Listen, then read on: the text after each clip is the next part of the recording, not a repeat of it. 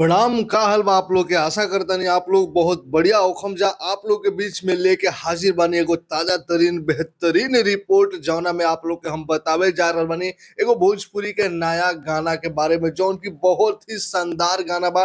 काहे कि गाना हटे शिल्पी राज के। जी हाँ भैया, शिल्पी राज के मधुर आवाज में ई गाना गावल गइल बा और जबरदस्त गाना बाटे। और ये गाना में जौन जोड़ी बा नु, शिल्पी राज तो गायकी कइले बाड़ी, लेकिन उनका आवाज पे एक्टिंग कइले बाड़ी एक्ट्रेस रानी। जी हाँ भैया, एक्ट्रेस रानी और शिल्पी राज के जोड़ी के कोई गो सुपर डुपर हिट गाना आप लोग तो सुनिए ले बन जा। ई गाना जौन बा हमार पियावा नाम के ई गाना जौन बा शिल्पी राज गइले बाड़ी और एमे एक्ट्रेस रानी काम कइले बाड़ी। बहुत बेहतरीन गाना लाग रहल बा देखे और सुने में। और गाना एकदम वैसन के फील के बाटे जैसे शिल्पी राज गावेली, फीमेल वर्जन वाला गाना बाटे। आप लोग को बता दी जौन गाना बाटे भोजपुरी म्यूजिक वल्लाह चैनल पे रिलीज भइल बाटे। ये चैनल के नाम भी सुने में नया लाग रहल बा। जी हाँ भैया, भोजपुरी म्यूजिक वल्लाह। आप लोग यूट्यूब पे सर्च करके गाना जरूर देखी जा हमार पियावा।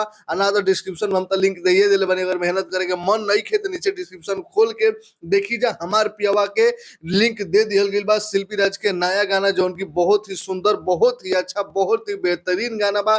जौन गाना में रानी एक्ट्रेस आप लोग के देखे के मिलियन। गाना के लिखले बड़े इमरान भाई, म्यूजिक शर्विंदर मल्हार जी दिले बड़े। और सब मिला जुला के गाना बहुत ही सुंदर बा, बेहतरीन बा। ये गाना के बारे में हम सुंदर शब्द के ऐसे यूज करता नहीं कहे कि गाना पारिवारिक बाटे, सुने लायक बाटे, घर में आप लोग सुन सकत हैं जा। और आजकल हमनी के माई बहन लोग ऐसा कुल गाना के खूब पसंद करता। ऐसे ही गाना बहुत सुने लायक बा, देखे लायक बा। भोजपुरी म्यूजिक वल्लाह चैनल पे गाना रिलीज हो गइल बा। जरूर चैनल के भी सब्सक्राइब सपोर्ट करी जा और ये गाना के सुनी जा, शेयर करी जा। काहे कि शिल्पी राज के नया गाना है जौन में रानी एक्ट्रेस बाड़ी। कैसा लगा रिपोर्ट नीचे कमेंट सेक्शन में राय दी जा। जय हिंद, जय भोजपुरी।